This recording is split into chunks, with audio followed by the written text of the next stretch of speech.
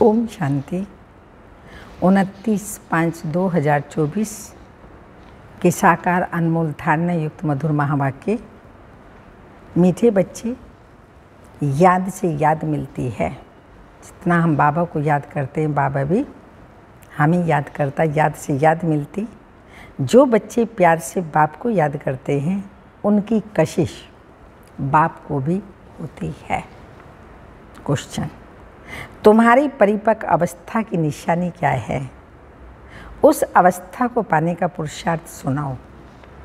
Answer: जब तुम बच्चों की परिपक्व अवस्था होगी तो सब कर्म इंद्रियां शीतल हो जाएंगी। कर्म इंद्रियों से कोई उल्टा कर्म नहीं होगा। अवस्था अचल अडोल बन जाएगी। इस समय की अडोल अवस्था से 21 जन्म के लिए कर्म इंद्रियां वश हो जाएंगी। इस अवस्था को पाने के लिए अपनी जांच रखो। नोट करने से सावधान रहेंगे। योग बल से ही कर्म इंद्रियों को वश कर सकेंगे। योग ही तुम्हारी अवस्था को परिपक्व बनाएगा। ओम शांति। यह है याद की यात्रा। योग अर्थात याद की यात्रा। सभी बच्चे इस यात्रा पर रहते हैं। सिर्फ तुम यहाँ नज़दीक में हो। जो जहाँ भी हैं बाप को याद करते हैं तो वह ऑटोमेटिकली नज़दीक आ जाते हैं। जैसे चंद्रमा के आगे कोई सितारे बहुत नज़दीक होते हैं, कोई बहुत चमकते हैं, कोई नज़दीक और कोई दूर भी होते हैं। देखने में आते स्टार बहुत चमकता है, ये बहुत नज़दीक है, ये तो बहुत चमकता ही नहीं। तुम्हारा भी गायन है, तुम हो ज्ञान और योग के सितारे। ज्ञान सूर्य मिला है बच्चों को। बाप बच्चों को ही याद करते हैं जो सर्विसेबल बच्चे हैं। बाप है सर्वशक्तिमान, उस बाप को ही याद करते हैं तो याद से याद मिलती है। जहाँ जहाँ ऐसे सर्विसेबल बच्चे हैं तो ज्ञान सूर्य बाप भी उन्हों को याद करते हैं। बच्चे भी याद करते हैं। जो बच्चे याद नहीं करते उनको बाप भी याद नहीं करते। उनको बाप की याद भी नहीं पहुंचती है। याद से याद जरूर मिलती है तो बच्चों को भी याद करना है। बच्चे पूछते हैं, बाबा आप हमको याद करते हैं? बाप कहते हैं, क्यों नहीं। इस रीति बाप क्यों नहीं याद करते? जो जास्ती पवित्र हैं और बाप से बहुत प्यार है तो कशिश भी ऐसे करते हैं। हर एक अपने से पूछे, हम कहाँ तक बाप को याद करते हैं? एक की याद में रहने से फिर ये पुरानी दुनिया भूल जाती है। बाप को ही याद करना है। बाप को याद करते करते जाकर मिलते हैं। अब मिलने का समय हुआ। ड्रामा का राज भी समझाया है। बाप आते हैं, आकर बच्चों को अपना रूहानी बच्चा बनाते हैं। पति से पावन कैसे बनो सो सिखाते हैं। बाप तो एक ही है, उनको ही सब याद करते हैं, परंतु याद सबको नंबरवार अपने अपने पुरुषार्थ अनुसार मिलती है। जितना बहुत याद करेंगे वह जैसे कि सामने खड़े हैं। कर्मातीत अवस्था भी ऐसे होनी है। जितना याद करेंगे कर्म इंद्रियां चंचल नहीं होंगी। कर्म इंद्रियां चंचल बहुत होती है ना, इसको ही माया कहा जाता है। कर्म इंद्रियों से कुछ भी खराब कर्म ना हो। यहाँ योग बल से कर्म इंद्रियों को वश करना है। वो लोग तो दवाइयों से वश करते हैं। बच्चे कहते हैं, बाबा ये क्यों नहीं वश होती? बाबा कहते हैं, तुम जितना याद करेंगी उतना कर्म इंद्रियां वश होती जाएंगी। इसको कहा जाता है कर्मातीत अवस्था। ये सिर्फ याद की यात्रा से ही होता है। इसलिए भारत का प्राचीन राजयोग गाया हुआ है, सो तो भगवान ही सिखलाएंगे। भगवान सिखलाते हैं अपने बच्चों को, तुम्हें इन विकारी कर्म इंद्रियों को योग बल से जीत पाने का पुरुषार्थ करना है। संपूर्ण पिछाड़ी में ही होंगे। जब परिपक्व अवस्था होगी फिर कोई भी कर्म इंद्री चंचलता नहीं करेगी। अभी चंचलता बंद होने से फिर 21 जन्मों के लिए कोई भी कर्म इंद्री धोखा नहीं देगी। 21 जन्म के लिए कर्म इंद्रियां वश हो जाती हैं। सबसे मुख्य है काम, जो धोखा देता। याद करते करते कर्म इंद्रियां वश हो जाएंगी। अभी कर्म इंद्रियों को वश करने से आधा कल्प के लिए इनाम मिलता है। वश नहीं कर सकते तो फिर पाप रह जाते हैं। तुम्हारे पाप योग बल से कटते जाएंगे। तुम पवित्र होते जाते हो। यह है नंबर 1 सब्जेक्ट। बुलाते भी हैं पतित से पावन होने के लिए, तो बाप ही आकर पावन बनाते हैं। बाप ही नॉलेजफुल है, तो बाप कहते हैं अपने को आत्मा समझो, बाप को याद करो। यह भी नॉलेज है। एक है योग की नॉलेज, दूसरा है 84 जन्मों के चक्र की नॉलेज। 2 नॉलेज हैं।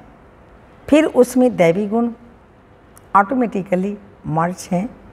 बच्चे जानते हैं हम मनुष्य से देवता बनते हैं, तो दैवी गुण भी जरूर धारण करने हैं।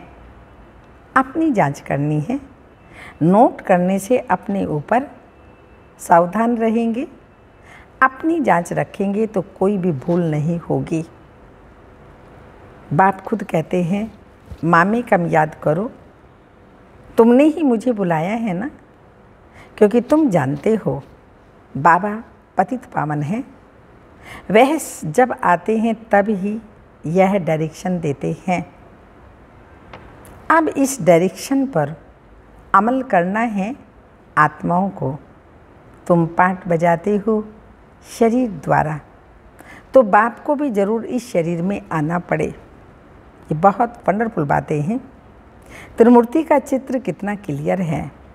ब्रह्मा तपस्या कर यह बनते हैं, फिर 84 जन्मों के बाद यह बनते हैं। यह भी बुद्धि में याद रहे कि हम ब्राह्मण सो देवता थे, फिर 84 का चक्र लगाया, अब फिर देवता बनने के लिए आए हैं।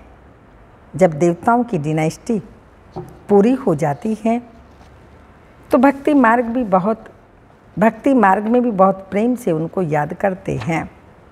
अब वह बाप तुमको यह पद दिलाने के लिए युक्ति बताते हैं। याद भी बहुत सहज है। सिर्फ सोने का बर्तन चाहिए, शुद्ध पवित्र बुद्धि चाहिए। जितना पुरुषार्थ करेंगे उतनी पॉइंट्स इमर्ज होंगी। ज्ञान भी अच्छा सुनाते रहेंगे, समझेंगे। जैसे कि बाबा हमारे में प्रवेश कर मुरली चला रहे हैं। बाबा भी बहुत मदद करते हैं, औरों का भी कल्याण करना है। वह भी ड्रामा में नूंद है।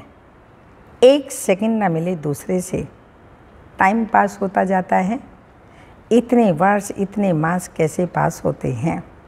शुरू से लेकर टाइम पास होता आया है। यह सेकंड फिर 5000 वर्ष बाद रिपीट करेंगे। यह भी अच्छी रीति समझना है और बाप को याद करना है, जिससे विकर्म विनाश हो और कोई उपाय नहीं है। जितना समय जो कुछ करते आए हो सब थी भक्ति मार्ग। कहते भी हैं भक्ति का फल भगवान देंगे। क्या फल देंगे, कब और कैसे देते हैं, ये कुछ भी पता नहीं है। बाप जब फल देने के लिए आवे तब लेने वाले और देने वाले इकट्ठे हों। ड्रामा का पार्ट आगे चलता जाता है। सारे ड्रामा में अभी यह है अंतिम लाइफ। हो सकता है कोई शरीर भी छोड़ दे और कोई पार्ट बजाना है तो जन्म भी ले सकते हैं।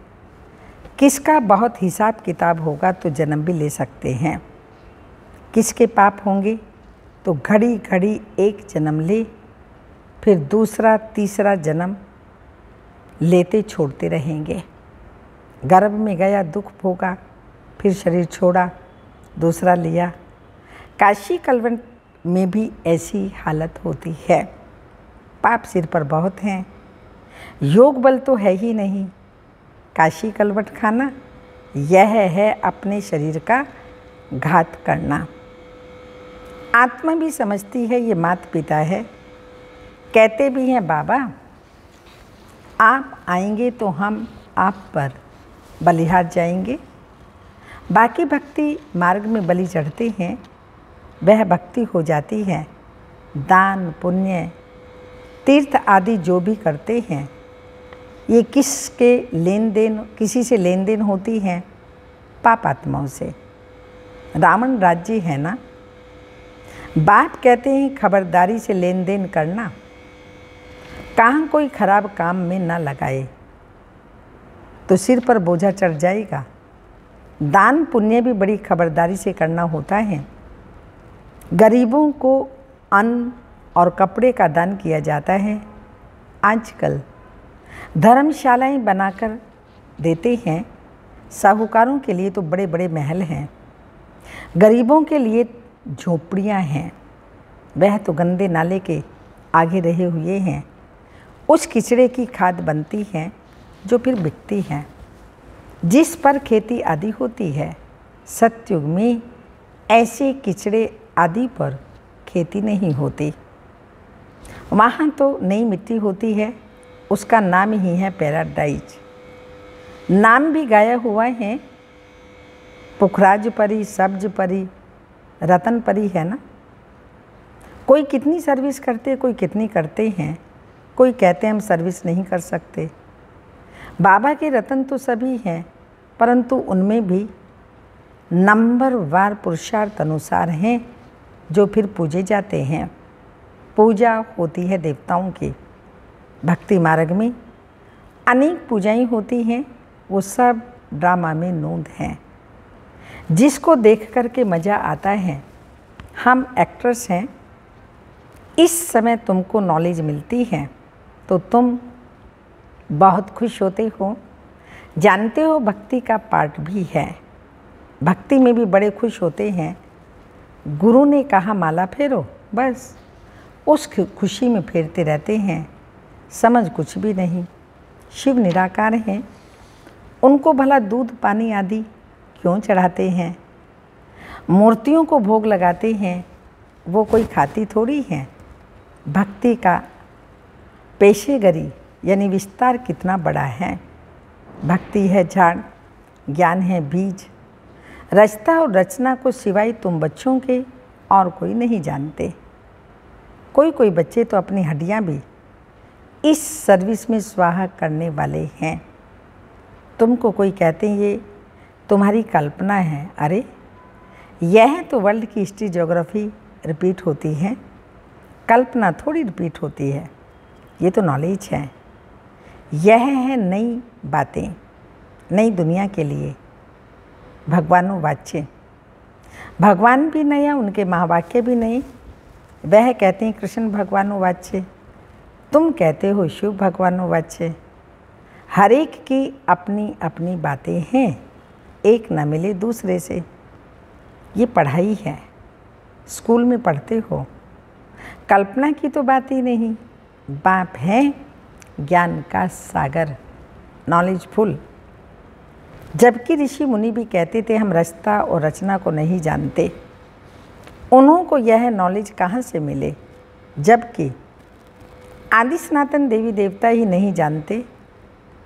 जिन्होंने जाना उन्होंने पद पाया। फिर जब संगम युग पर आए तब बाप आकर समझाए। नए नए इन बातों में मूंझते हैं, कहते हैं बस हम इतने थोड़े ही राइट हो, बाकी सब झूठे हैं। तुम इतने थोड़े ही राइट हो, बाकी सब झूठे हैं क्या? तुम समझाते हो गीता जो माई बाप है उसे ही खंडन कर दिया, बाकी सब तो रचना है, उनसे वर्षा मिल न सके। देखो, वेद शास्त्रों में रचना और रचना की नॉलेज हो न सके। पहले तो बताओ, वेदों से कौन सा धर्म स्थापन हुआ? धर्म तो है ही 4। हर एक धर्म का धर्मशास्त्र एक होता है। बाप ब्राह्मण कुल स्थापन करते हैं, ब्राह्मण ही फिर सूर्यवंशी चंद्रवंशी कुल में अपना पद पाते हैं। बाप आकर तुमको सन्मुख समझाते हैं, इस रथ द्वारा, रथ तो जरूर चाहिए ना, आत्मा तो है ही निराकार, उनको साकार शरीर मिलता है। आत्मा क्या चीज़ है उनको नहीं जानते, तो बाप को फिर कैसे जानेंगे? राइट तो बाप ही सुनाते हैं, बाकी सब हैं अनराइटियस, जिससे फ़ायदा कुछ भी नहीं। माला किसकी सिमरते हैं कुछ भी पता नहीं, बाप को ही नहीं जानते। बाप खुद आकर अपना परिचय देते हैं, ज्ञान से सद्गति होती है। आधा कल्प है ज्ञान, आधा कल्प है भक्ति। भक्ति शुरू होती है रावण राज्य से। भक्ति से सीढ़ी उतरते उतरते तमो प्रधान बन पड़े हैं। किसके भी ऑक्यूपेशन को नहीं जानते, भगवान की कितनी पूजा करते हैं, जानते कुछ भी नहीं। तो बाप समझाते हैं, इतना ऊंच पद पाने के लिए अपने को आत्मा समझना है और बाप को याद करना है, इसमें है मेहनत। अगर किसी की बुद्धि मोटी है तो मोटी बुद्धि से याद करें, परंतु याद एक को ही करें। गाते हैं ना, बाबा आप आएंगे तो आपसे ही बुद्धि योग जोड़ेंगे। अब बाप भी आए हैं, तुम सब किससे मिलने आए हो? जो प्राण दान देते हैं, आत्माओं को अमर लोक में ले जाते हैं। बाप ने समझाया है, कान पर जीत मैं ही पहनाता हूँ, तुमको अमर लोक ले जाता हूँ। दिखाते हैं ना, अमर कथा पार्वती को सुनाई। अब अमर नाथ तो एक ही है, हिमालय पहाड़ पर बैठ थोड़ी कथा सुनाएंगे। भक्ति मार्ग की हर बात में वंडर लगता है। कैसी कैसी बातें शास्त्रों में लिखी है, कहते हैं तो बाबा कहते इन सब बातों पर भी वंडर लगता है। अच्छा, मीठे मीठे सिक्की लदे बच्चों प्रति माता पिता बाप दादा का याद प्यार। Good morning diamond morning. रूहानी बाप की रूहानी बच्चों को नमस्ते। हम रूहानी बच्चों की रूहानी माता पिता बाप दादा को याद प्यार। Good morning diamond morning. ओम नमस्ते। धारणा के लिए मुख्य सार हैं, योग बल से कर्म इंद्रिय जीत बन संपूर्ण पवित्र बनना है। इस अवस्था को पाने के लिए अपनी जांच करते रहना है। सेकंड पॉइंट, सदा बुद्धि में याद रखना है कि हम ही ब्राह्मण सो देवता थे, अब फिर देवता बनने के लिए आए हैं। इसलिए बहुत खबरदारी से पाप और पुण्य को समझकर लेन देन करनी है। वरदान, सर्व सत्ताओं को सहयोगी बनाए प्रत्यक्षता का पर्दा खोलने वाले बच्चे सेवाधारी भाव। स्पष्टीकरण, प्रत्यक्षता का पर्दा तब खुलेगा जब सब सत्ता वाले मिलकर कहेंगे कि श्रेष्ठ सत्ता ईश्वरीय सत्ता आध्यात्मिक सत्ता है, तो यही एक परमात्म सत्ता है। सभी एक स्टेज पर इकट्ठे हों, ऐसा स्नेह मिलन करें। इसके लिए सबको स्नेह के सूत्र में बांध समीप लाओ, सहयोगी बनाओ। ये स्नेही चुंबक बनेगा जो सब एक साथ संगठन रूप में बाप की स्टेज पर पहुंचेंगे। तो अब अंतिम प्रत्यक्षता के हीरो पार्ट में निमित्त बनने की सेवा करो, तब कहेंगे सच्चे सेवाधारी। स्लोगन, सेवा द्वारा सर्व की दुआएं प्राप्त करना, यह आगे बढ़ने की लिफ्ट है। सेवा द्वारा सर्व की दुआएं प्राप्त करना, यह आगे बढ़ने की लिफ्ट है। आज का अव्यक्त इशारा, सदा उमंग उत्साह में रहना, अर्थात अपने श्रेष्ठ शान व स्वमान में रहना। सदा इसी शान में रहो कि हम सदा खुश रहने वाले और दूसरों को खुशी बांटने वाले दाता के बच्चे सदा देने वाले हैं, लेने वाले नहीं। ओम शांति।